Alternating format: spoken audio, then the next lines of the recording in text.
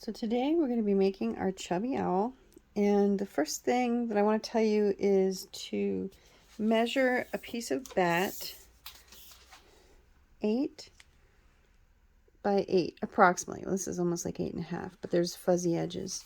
Another thing I want to explain to you about bat is that bat can be made of several layers. Now this bat has 2 layers. You might have a bat that has only 1 layer. And in that case, you would want to layer 2 bats, one on top of the other. The first thing that we're going to do with this is we're going to fold it over, and then we're going to fold and roll up the bottom edge. So you can see here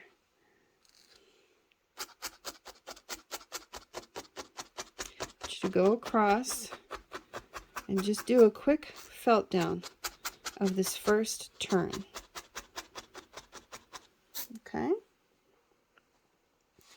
Then we're going to roll in this one more time towards the middle edge, and then we're going to start rolling from the bottom up. You don't have to roll too tightly because we want him to be chubby, but we want to roll well so that we don't have to felt too much. That's a little vegetative matter that happens in core wool or bat.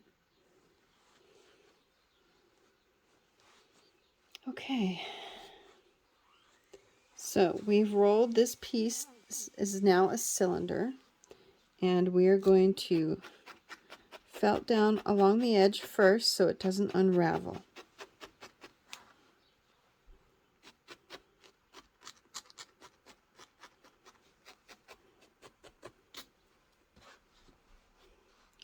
Tuck that under a little and felt. Okay. Now you can see you've got a little bit to do here, and we want to make them a little bit tighter. So do the bottom so that it holds together well. The bottom needs to be flat so he can stand.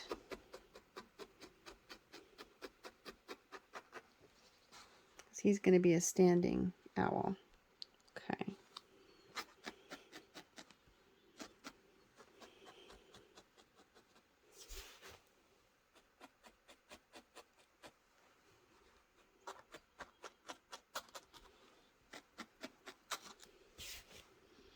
Now we're going to go around and make a neck for him.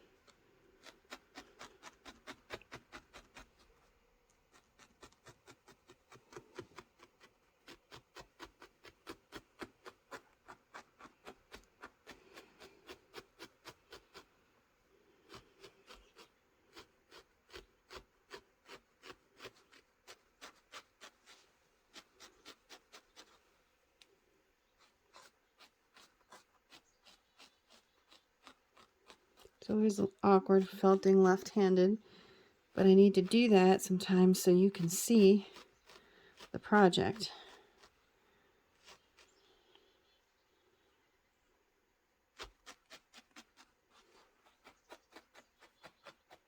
So we're just gonna go around and tighten him up a little bit here and there, especially at the bottom.